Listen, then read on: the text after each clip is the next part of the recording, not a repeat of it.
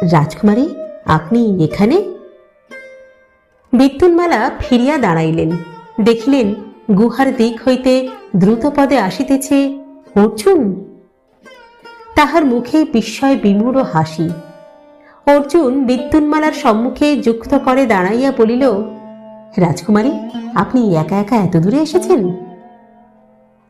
বিদ্যুন্মালা ক্ষণকাল তাহার মুখের পানে চাহিয়া রহিলেন, তারপর কোনো কথা না বলিয়া ঝরঝর করিয়া কাঁদিয়া ফেলিলেন।